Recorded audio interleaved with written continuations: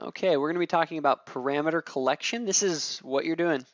Essentially, as a onboarding agent, your job is to collect owner parameters, and that's how you get paid.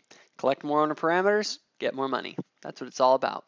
So, there's two ways to collect parameters. An owner can actually enter, they can go to our website, they can click on the list with us button to get their property into our system. However, this is not recommended. Most owners be like, yeah, okay, I'll go to your website and click the list with us button, and then they never do. Okay. The best way to get the parameters from someone is to get it by phone and enter that information into Salesforce. There's only a little bit of information you need to grab from them over the phone, and the rest of it will be on their website. Okay. Also, just keep in mind, complete and accurate information is important.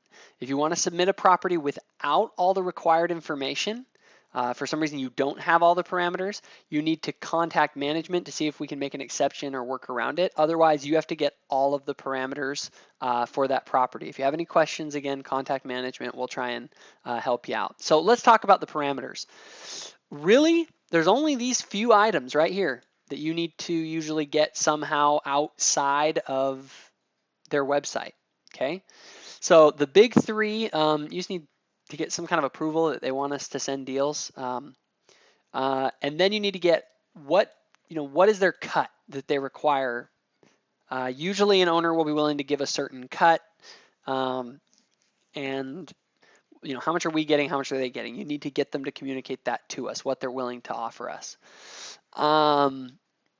You need to get a link to their live calendar, wherever that is. Usually the best way to do that is just ask them, hey, do you guys keep your calendar up to date on VRBO?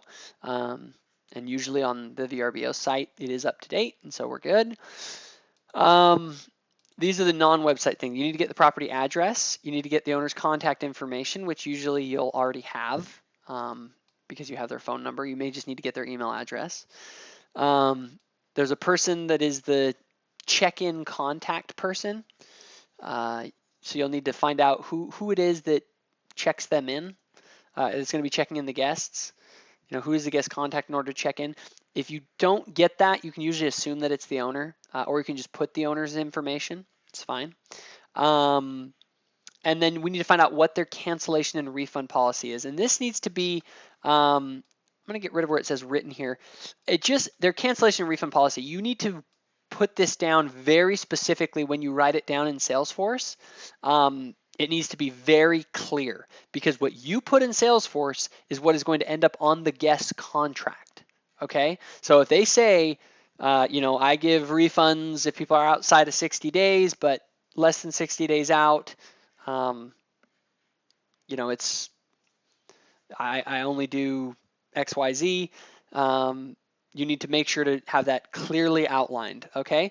The rest of these should be on the owner's website, things like the owner's retail rates by date. Remember, everyone has different rates for different times of year. If you see an owner on their website that only has like my standard rate, 345, make sure to clarify with them, is that the rate for the whole year? You just have one rate, or do you guys vary your rate by season? And then get that breakdown. You need to know exactly what they charge at different times of year, okay? Max guest rules are almost always on the website. The minimum stay rules for those different times of year also are usually on the website, but we need to know, if you're booking Christmas, is it a 7-night minimum? What is the breakdown for the minimum stays? The cleaning fee is almost always on the owner's website. If it's not, just ask them what's the cleaning fee they require, and then the damage deposit that they require. Again, this is normally on the owner's website, but if you have to ask, you can ask. All of this information can be recorded within Salesforce, and you just need to get all the parameters you can from an owner. So that's pretty much it. There's not that much to this. It's just the information that's in Salesforce. The lead sheet that you've seen earlier shows what information you need to collect pretty much in there. Put in all the information that you can on that lead sheet, and then just go to the owner to get the things that you don't have yet. Okay, that's kind of the strategy that I normally do with the people that I'm working with. Okay, so yeah, that's pretty much it. That's how you collect parameters. Those are the main parameters that we need. If you have any questions, contact management.